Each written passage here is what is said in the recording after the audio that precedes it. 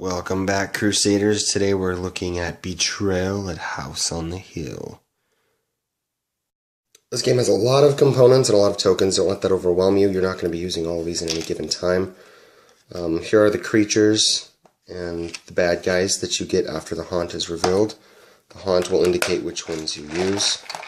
Here are the indicators you place in rooms based on events that happen or items that are dropped or anything of that sort. Here are the pre-painted figures that come in the game. And you're going to want to find a good storage solution for sure. This tackle box I found at Walmart works perfectly for this game.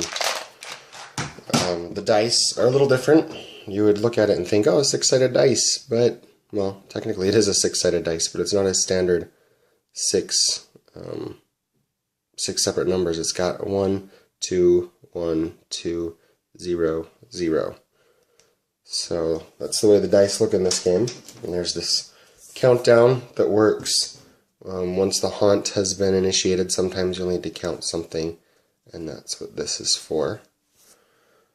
There are also the character cards. Character cards are double-sided, and each side has a different stat. So you get to kind of choose not only which character you want, but which side you want to use. And the stats are the speed, the might, the sanity, and the knowledge. This side represents the wisdom, and this side represents the strength. Or, yeah, wisdom and strength. You'll notice a little skull here. If any of your stats gets to a skull, you are killed and you're removed from the game. The green stats are the starting stats. You'll also notice that I've taped the borders of mine. That just makes these little clips stay a little bit better. And some will even stay better than others, even with the tape. Some of them get kind of wobbly and loose. But that gives it a good grip. So you take these little triangle or coffin shape, I guess, things, and use them to indicate your stats throughout the game, which will vary. They'll be able to go up and down depending on what happens. There is also a survival guide and a trader's tome. You do not want to read either of those until instructed to in each specific game. We also have event cards. Event cards are drawn when you enter a room that has the event symbol in the corner. Event cards will typically make you test some of your skills and either gain or lose skills. We have item cards you can find in rooms. Again, drawing an item card when you land on a square with the item symbol. For the first time, might I add, anytime you're landing in a square, it's going to be a newly revealed square if you're going to draw the card. Otherwise, you don't draw the card, but I'll go over that in movement. There's the omen cards, and these are basically how a game progresses. Again, we'll go over that when we go over the turn progression. The player is going to choose a character and get them set to their starting conditions, much like I've already showed you. The game boasts 3 to 6 players. I find you can still play it 2-player, but you're going to want to use 4 characters. And 3-player I find is best with 4 characters as well. So what I've done in 2-player games that I've played is I have one person select 2 people, another person selects 2 people. Then after the haunt begins, the person that is deemed to be the haunter or the betrayer turns over the remaining good guy to the other player to play all 3 of them. Same thing with a 3-player game. One person chooses 2. If they end up being the haunt, they give one of them off. And the other 2 people use 1. But again, I find the game works best with 4. So setup is a snap. You basically set the hallway, the basement landing, and the upper landing out in convenient locations along with the dice, all that good stuff. And then you place your characters all at the entry of the landing. Just like that. And then you also need to place, obviously, the draw cards you're going to be utilizing in a central location. I'll move those off frame. Things that we're not going to be using more directly every turn. And then you place your draw deck of your rooms. Now you notice the rooms have different indicators on what floors they can be used on. That'll come into play in a second. But let's go over movement. So let's say I'm going to use the little boy here, his speed is how far he can move. So he is able to move 4 squares, or 4 spaces. So let's demonstrate. He can go 1, and then he's in an empty spot. That means we are revealing a room. So you take the room top card and you place it any way you'd like, as long as you don't seal off the floor, which I'll cover in a second. And then you notice this has the cow skull, so you draw an item card and keep it in your hand. You now have that item, and you can utilize it once every turn if you choose to. I won't go over all the items because there's a lot of them, and they're all very self-explanatory on what they do. Next, we'll say it was this player's turn. This player, let's just say, has a movement of 3. This player ended their turn because they revealed a room that had them draw something. Now, if the room doesn't have anything here, which is highly unlikely, you can continue moving. Or if the room's already revealed, you can move through it. You do not resolve this more than once on the item, the omen, or the events. So he went 1, 2. Now, to the drawing, you notice this is a basement level card, and we're not in the basement. So what we're going to do is make a temporary discard pile. Look, an upper floor, can't use that. Another basement, can't use that. And you continue till you get one that you can play. This one happens to be a specialty room. Some rooms have special abilities or effects that happen anytime you enter them. Those rooms will have that ability printed directly on their room. So this is an omen card. You place the omen tile there, draw yourself an omen card, resolve the effect. Typically the omen cards give you something nice and handy that you can use, so you place it in front of you. And anytime that an omen card is drawn, you roll 6 dice. So we're going to roll 6 dice now, and this is fortunate. It looks like the haunt does not begin. The haunt will only begin if you roll a lower number than how many omens have already been drawn. So in this case, 1 omen was drawn.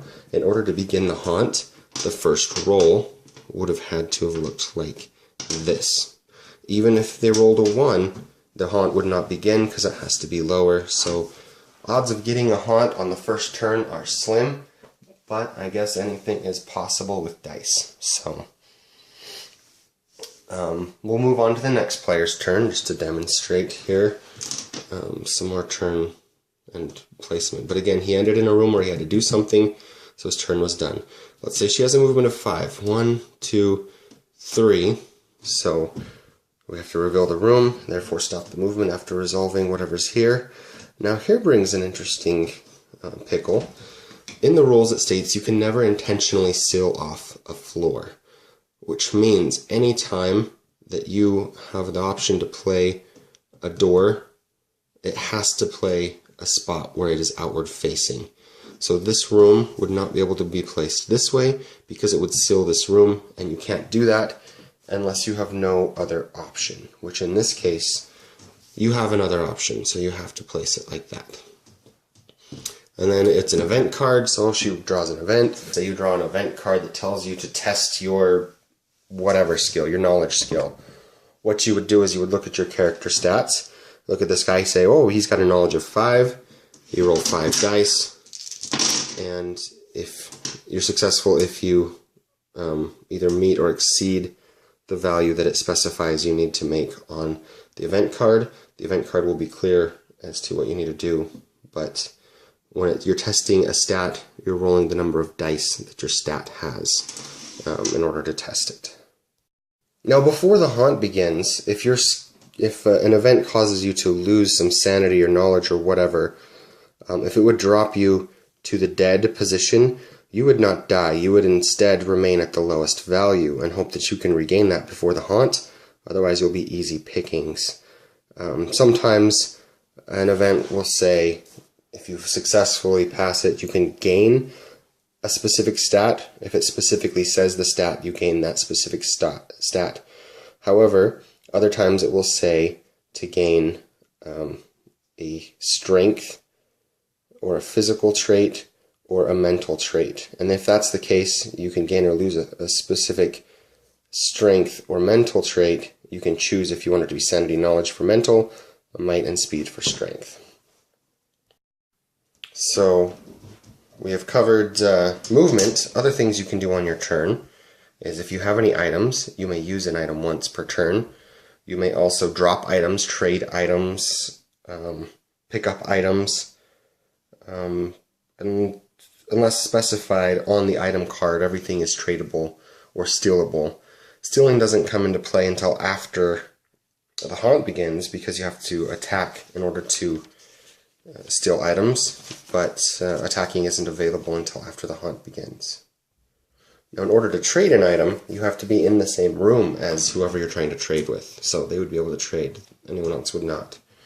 But trading is a free action, and you can do that once per item. If you're making an attack with an item during the attack phase, you can only use one item to attack. You can hold as many items as you want in your hand, but when it comes to attacking, you can only pick and use one at a time. If you're completing a task or attempting to complete a task, typically after the haunt, you can only attempt to complete that task once per turn, so you can't attempt a task infinitely. You can only try it once. I think that may go without saying, but just to make sure it's clear and there's no questions on that later on. So let's pretend like I did roll all zeros.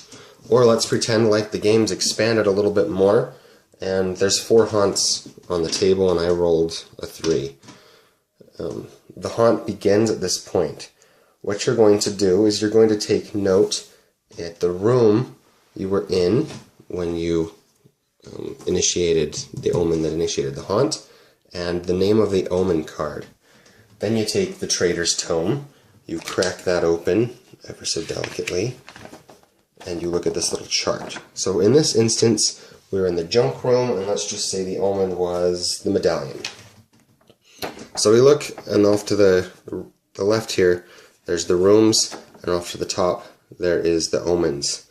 So we're going to go and find the junk room, which is right here, and follow that along until we find the medallion.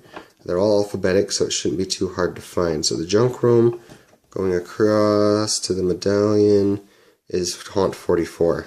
Then you go to haunt 44, and that will reveal who the haunter is. And it says the youngest explorer, except the haunt revealer. So the haunt revealer in this case would not be the haunt, or the person that got the omen.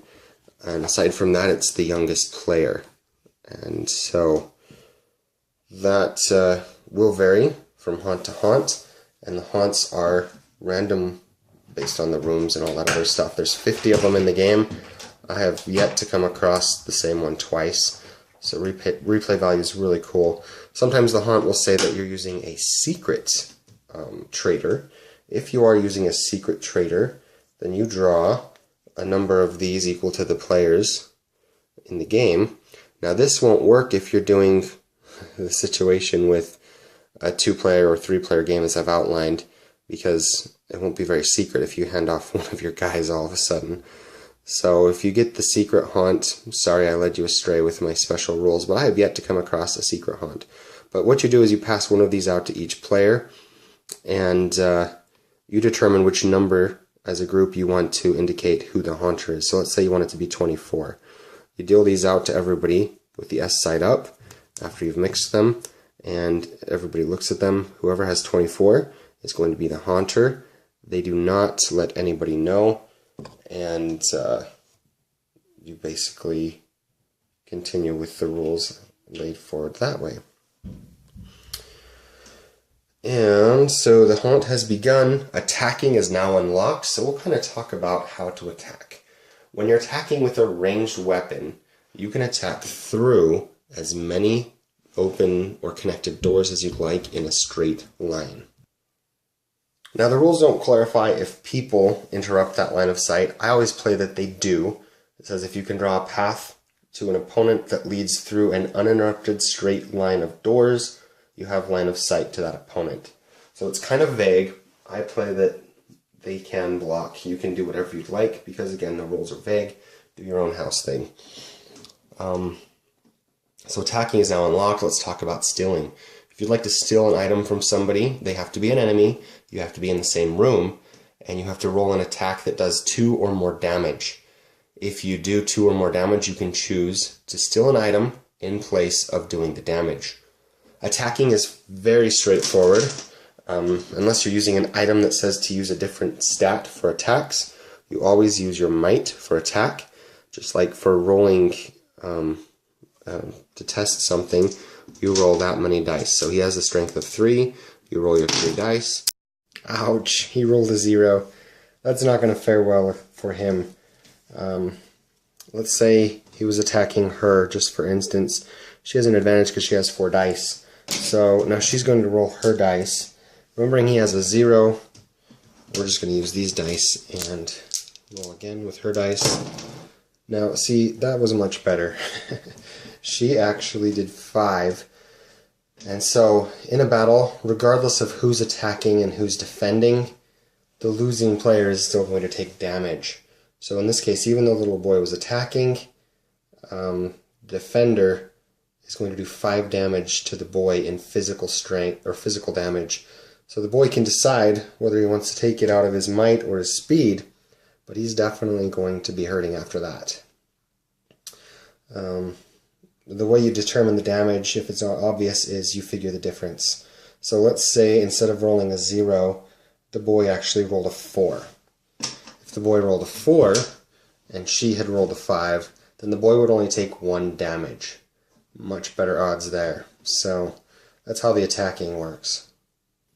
So let's go back to the haunt has just begun. Now that we've gone over the unlocked attack rules, the way the attack or the haunt goes is the heroes go first, starting with the person to the left of the attacker, or whatever order you're going in your game group. Sometimes I have game groups that go clockwise, sometimes counterclockwise. It all depends on who's playing, what their preference is. So just continue from the right or the left of the attacker, however you've been playing so far, and all the heroes get a chance to move before the betrayer gets their chance, and then the traitor gets to move, and then the monsters get to move if there are any monsters involved in the fray.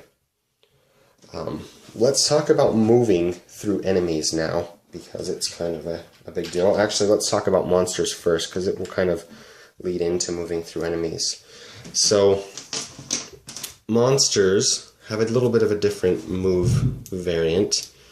In the rule book, it will outline their move value. Instead of just moving that value like the heroes, say the snake guy's move value is 3, he would roll 3 dice instead of straight up moving 3.